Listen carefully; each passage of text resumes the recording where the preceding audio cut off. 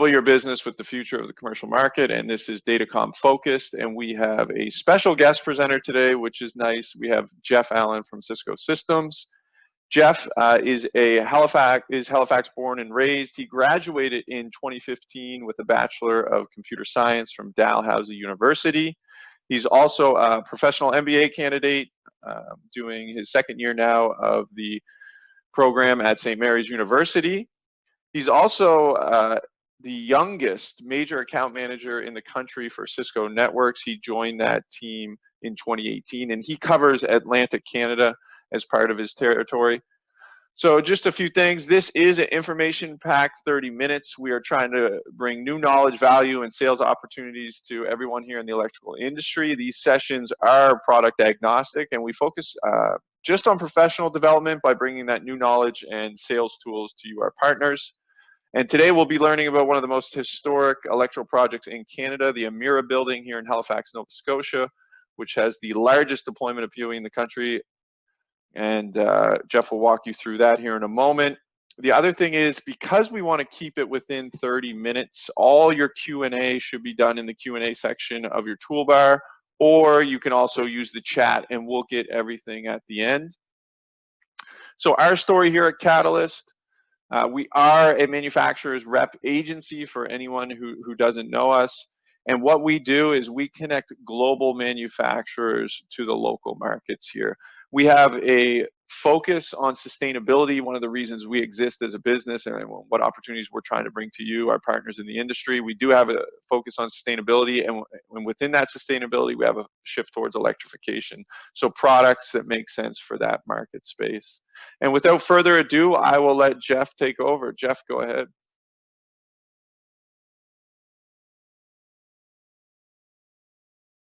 Oh, Jeff, you may be muted. Let's check here.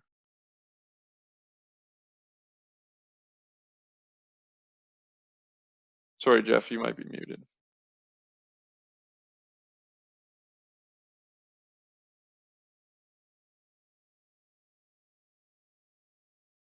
Yeah, it does show your microphone as muted, Jeff. Maybe I can unmute you. Apologies, everyone. This is a new format for us with a co-host. Oh, hey, you're unmuted now, Jeff. Now, yeah, you're good to go. All right, sorry guys, I took off my headset, so hopefully it's not too echoey here. But I'll get right into it so we can stay on schedule. So thanks, Mark, for the introduction. So first off, we're just going to quickly talk about what is datacom. We'll then get into what brought us here, a little bit of a history lesson. Thirdly, and most importantly, we'll talk about why we care, or why do you care about datacom. We'll quickly touch on Ethernet and power over Ethernet, but the bulk of the presentation will be on the Amera Place building here in Halifax, and we'll leave a little bit of time for a Q&A at the end as well, if anyone has any questions. So, what the expletive is datacom, and why should you care about it? And the short answer, datacom stands for data communications, which is pretty straightforward. And it more specifically stands for data transmission. So this is those physical devices and physical cables that, for instance, give the ability for the G20 to host their conference virtually, or for lonely teens at home right now to swipe each other on Tinder. And yes, I did just use Tinder and the G20 in the same example. But really, the key to datacom and the key to the future of datacom is all based on one standard, and that standard is Ethernet. So the Ethernet standard was introduced over 35 years ago in 1987, and for those of you, or 1983, sorry. And for those of you unaware, Ethernet is the communication protocol that's used to transmit information, and it's not the actual cable. So it was initially sent over a coax cable, but in 1987, Ethernet was adopted onto twisted pair cabling, which is what you see on the screen here, and is what most people will refer to as an Ethernet cable or a category cable. And then 7 years later, the first Ethernet transmission was sent over a fiber optic cable, which works by sending light refractions through glass to transmit data. So this is significantly faster than the old copper connections, and it works over much longer distances as well. So this is how data is typically transmitted across countries, and also how data is transmitted across, like, let's say, the North Atlantic, where we have a connection over to Europe. And this is that same cable that Bell will keep advertising, Bell 5 to you. That is a fiber cable that runs into your house as well. So it's the same technology, just on a smaller scale. And then the key to this presentation, and really the future of datacom and why you should care about it, is power over Ethernet. So this breakthrough in 2003 allowed for power to be distributed over the same twisted pair cable that was sending data. So this is huge for things like phones, cameras, wireless access points, which no longer needed to have power fed to them, as well as an Ethernet cable. But now that's all consolidated onto this single wire. And just as a fun piece of information, the maximum wattage that's available over PoE right now is 100 watts. So you can definitely drive a lot of power through these cables here. And just another fact here, the maximum speed of a fiber optic cable is now up to 400 gigabits per second on a single cable. So a lot of data transmission speeds available over Ethernet now. So why do you care, and why should we care? And the answer really is the future of the smart building market. So the smart building market is growing exponentially. It's up from 6.5 billion in 2015 to over 44 billion by 2022 in North America alone. So there's a huge market for it. It's growing like crazy. And I would say every single new build should be wired to be smart building capable in the future. I know I'm an optimist and that's not going to happen, but it's where the industry should be going and where it eventually will be going.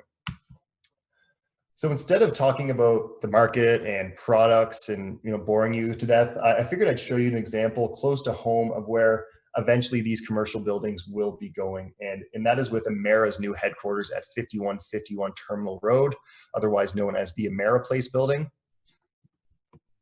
So it's been called the smartest building in Canada. It's also the most heavily PoE integrated building in North America. And it's a key example of what can really be accomplished with end-to-end smart building control. And best of all, it's based right here in our own backyard. It is in Halifax, right downtown on the waterfront. If you haven't seen it, it really looks more or less like any other new modern building. I mean, it looks great, but really the brains powering the building and that smart building control are what makes it truly unique. And that's what we're going to focus on in the presentation here today. So as you can see here, everything on the top is what's powered over Ethernet. So we have hvac access control. So those are like the keypads that people swipe in with. Physical security cameras, HVAC, lighting. There's even white noise generators, which are super cool. I'll get into those a little bit later. And there's of course switching as well, which is providing that PoE power. And there's also a lot of other devices that are connected to that same network, that same IP network as those PoE devices, but they're of course not powered by PoE because they're either providing power themselves or too large. And those things include solar, energy meters. There's a Tesla power pack, which you can see if you walk by, digital signage, and also audio, visual, and conferencing equipment as well. And these are all connected to that same IP network.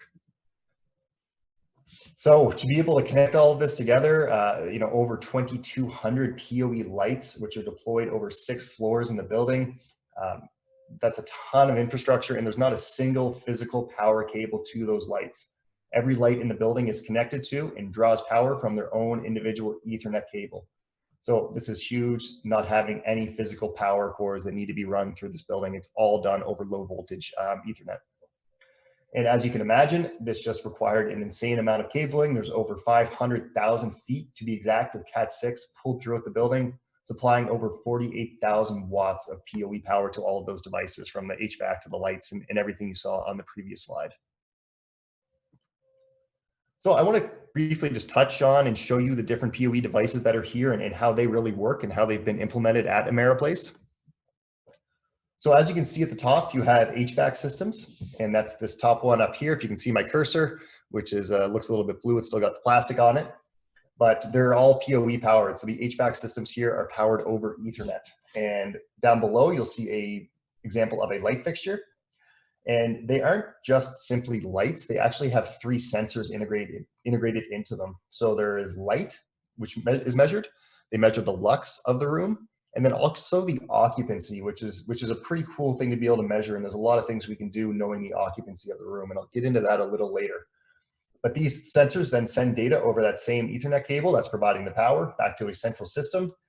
And then on the right, you can just see an example of a finished boardroom in the building. You can see the light fixtures up here, the HVAC, and then one of the audiovisual conferencing units as well that Amera is using in this boardroom. So the lights themselves typically pull 15 to 45 watts, depending on the fixture, although some do require more, and that's something that we hear quite a bit with PoE lighting is, my light needs more than 45 watts of power. How is that possible? Can we not do PoE? I'll touch on that on the next slide, but the answer is you can do that. One really cool piece that's been integrated into the building is these white noise generators. And I'm sure 99% of companies that aren't as well off as Amera will never have these in their building, but they're a pretty cool use case. So if anyone has ever worn noise canceling headphones, they work similar to those, creating a white noise to reduce ambient sounds that are coming from outside of the room. So Amera integrated these into their executive and C-level boardrooms to reduce outside sound from being able to interrupt or cause disruptions in their meetings. So they also have sound dampening tiles, which again work to reduce the noise. So pretty cool going into one of those rooms, and it's a dead silence for sure. So there's typically a single wire drop per light, so a single Ethernet drop, but some of the larger fixtures do require up to 3 PoE drops, supplying up to 45 watts of power each. So for those larger fixtures that require more PoE power, these are specifically designed to be able to have more than one cable going into them. So you don't have to worry about not having enough power to these lights. They know how much PoE they need. There's a specification written for it, and you just need to provide another cable or two to be able to provide enough PoE power. So in that same boardroom I showed you before, there are actually 96 drops in the room providing all the power to the HVAC and the lighting systems. So of course, to power all of this, there needs to be a substantial network. So I'll get in and quickly show you this. I won't spend too much time on it, but this is an example of a back-end network powering the system. And this is a PoE closet, an IDF closet on one of the floors of the building. So there's actually one of these closets on every single floor. And then they do have a main data center with a lot more networking gear in it on the first floor there. But this is one of the closets. So you can see on the right here, there are, and if you can see my cursor, apologies if you can't, these are PoE smart building switches. So these are different from a regular switch, and there's a regular switch. You can see it here in the sense that they have dual redundant power supplies. And if the switches fail, or if they reboot, or if anything happens, the power doesn't go out. So that's something that's really important. If you have one of these network devices fail, like the old traditional ones, if they fail, they stop providing PoE power. When your lighting and HVAC and security and everything else is provided by Ethernet, you can't lose power. So these new smart building switches are available, and they make sure that the power is always being provided. Even if the switch fails, you might lose the smarts in it, but you don't lose the electricity. So I know what you're thinking now, Jeff, this is amazing. All my customers are going to do this, no problem, easiest sale ever, right? No, of course not. But this next section is going to show you the why behind why they might want to look into this. And this is where the money is. This is where the why the expletive, do I care about datacom and smart buildings, is really in this collection and management and automation that we can do once we have all this data. So as I mentioned before, Amera Place is the smartest building in Canada with over 27,000 network connected data points. So that is a lot of data we're pulling and a lot of control that we have over this system. And the key to it is the management behind it. So there are different control systems in the building. There's a lighting management system, there's a controls manager, and there's a Siemens bin control system as well that power the back end and allow you to do a lot of data manipulation and control over the building. So this is an example of the lighting, and this is where you can start to see some cost savings and really get some data from the information. So not only do you save a significant amount not needing to run electrical cabling throughout the building, since all of this is done over low voltage PoE, the lighting consumption is recorded and then actionable. So you can see in the dashboard, and you might not be able to see it. I know I'm sharing this on the screen, so apologies if you can't get all the detail, although we will be sharing this presentation after the session. You can see in the dashboard how lighting consumption compares to yesterday, for instance. You can compare it to a 90-day average. And you can also set a usage target of how many kilowatt hours you want to use and see how you're doing towards that usage target. You can also see how you're doing compared to the occupancy in the room and making sure that you're not having too many lights on in those rooms that aren't occupied. So instead of just blindly turning on and off lights, you can really see how the consumption is by day, month, year, and then different trends as well. And you can dive down even deeper into this. So on this slide here, you're even looking at kilowatt hours for just a single floor. This is the 5th floor of the building.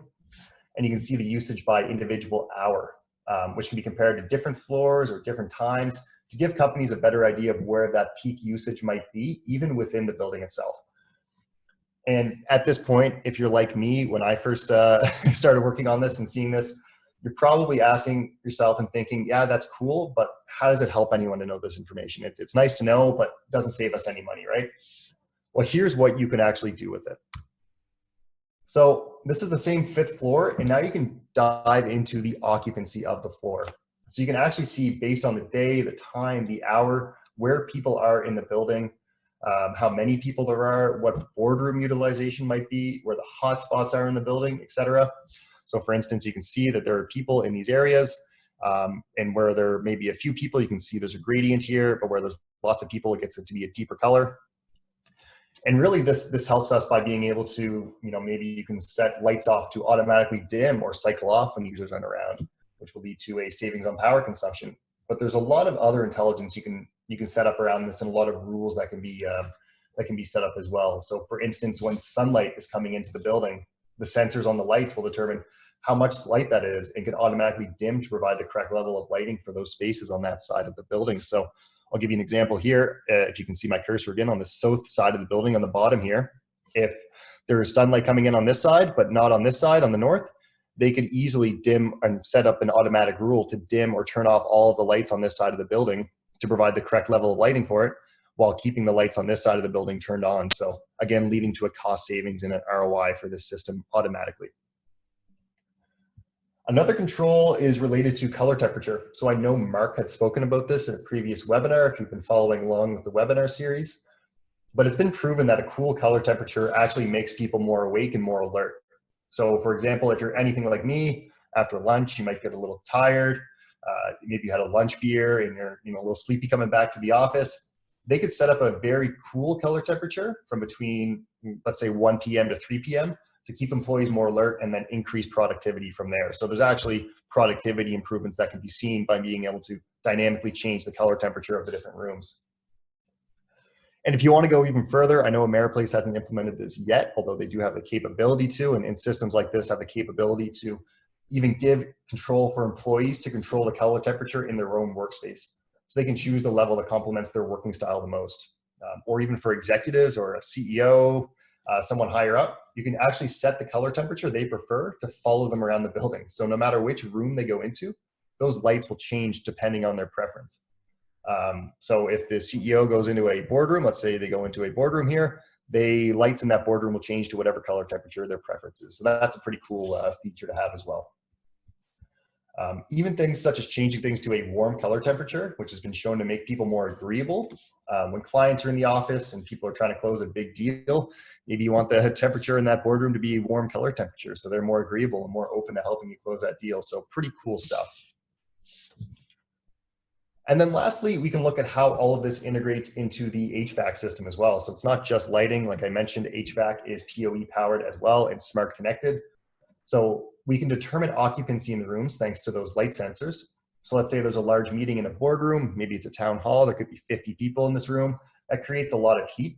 So the HVAC can proactively know that based on the lighting occupancy levels and turn on the air conditioning to keep the temperature at a comfortable level dynamically before it actually gets too hot and triggers some sort of setting. And there are settings on here. I know, I apologize, this is small, but you can actually see, you can set heating and cooling set points depending on what the occupancy is in the room, not just based on a single level. So if there's more people in the room, you can set it to turn on and be triggered at a lower level. The same concept applies with the lights with the HVAC when sunlight is coming into the building. So you can increase air conditioning to compensate for that and make sure it's not getting too hot. Or if you want to implement a cost saving measure, Amera Place also has automatic blinds, which can come down and be lowered if there's sunlight coming in that side of the building to reduce the heat that's being increased in there. And so you don't need to turn on the HVAC. So this can introduce major cost savings since LED lighting is much cheaper to run than HVAC air conditioning systems, of course.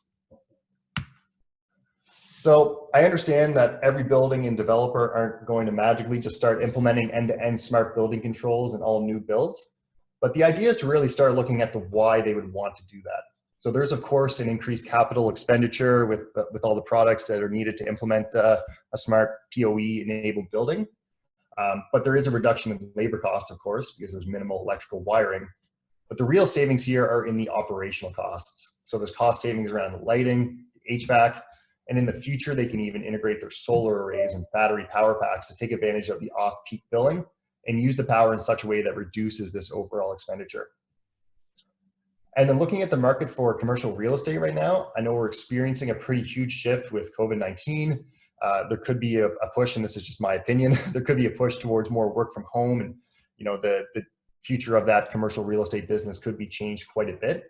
So those building owners need new innovative ways to attract those potential tenants to their buildings and be able to show them tangible cost savings to those occupants. So features to increase productivity and being able to reduce the operating expenditure for being in that building is going to be a key differentiator for those commercial real estate players coming up here.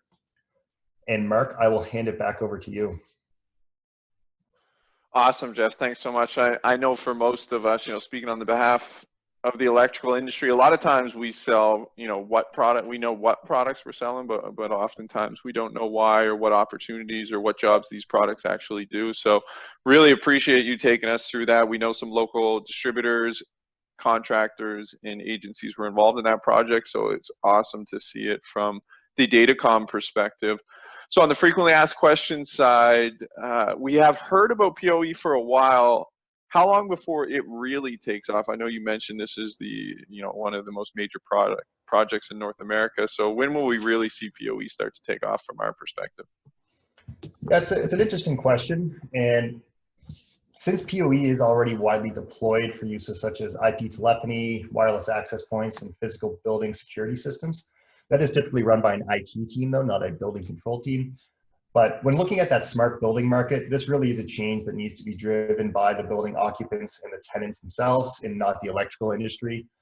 So as new features and capabilities are demanded by those people, that will drive the new implementations for PoE throughout buildings. But this is still very, like you mentioned, early stages. And Amera wanted to be a case study on what the art of the possible is for this type of building. Awesome. And from the lighting perspective, as we see the efficacy on LED fixtures improve, linear over time here, now we're into the 150 lumens per watt on some of these fixtures. It seems like this opportunity, PoE, is becoming more viable as the total wattage of those LED fixtures drop. But what is the best cabling standard to support high wattage power over Ethernet if we want those higher wattage fixtures connected to the ends of those Ethernet cables? Yeah, absolutely. So at this point, even the older Cat5e cabling is fine for pushing the same amount of PoE power. But for any new build, you really should be looking at Cat6 cabling. That's what Amera building used. And really the reason why is just data transmission rates. We don't know what the future lighting fixtures are going to be in place for, let's say, a minimum of 10 years, hopefully. So really we need to look at, they might be producing more and more data that needs to be sent over that same cable. So you don't want to be hamstringed and have a bottleneck at the actual physical cable level. But a more important consideration is to use a high quality Ethernet cable. So a lot of those lower cost labels will use aluminum coated copper, not pure copper, which will degrade over time and not provide the same power as it used to. So choosing a higher quality cable is really crucial to make sure that these lights, work over their lifespan.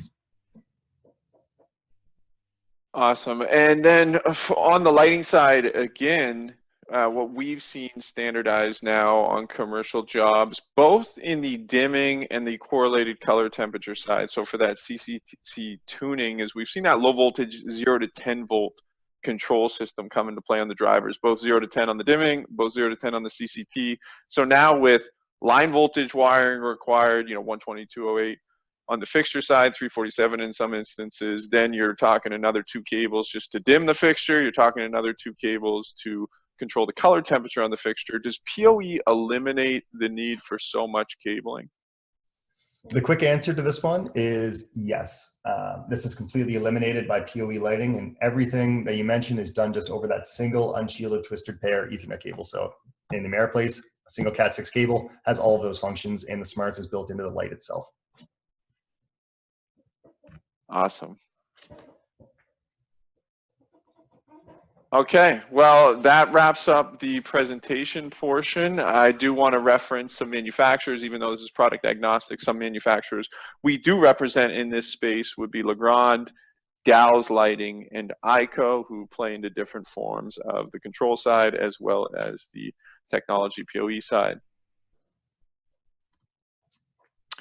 Please get in touch with us. I would encourage everyone to follow us on our social media channel to stay up to date. We have an Instagram feed, a Facebook feed, and our LinkedIn feed. Also, you can visit our website, catalystsales.ca. Jeff mentioned it earlier, we have a webinar section to the website. We upload all the content here, both as a downloadable PDF as also as a recorded webinar, so you can share the content with any customers or colleagues and rewatch any of the previous webinars that we have hosted. And please continue to join us for our webinar series. These are 30-minute info pack sessions. We're just trying to bring some knowledge and value to everyone during these current times.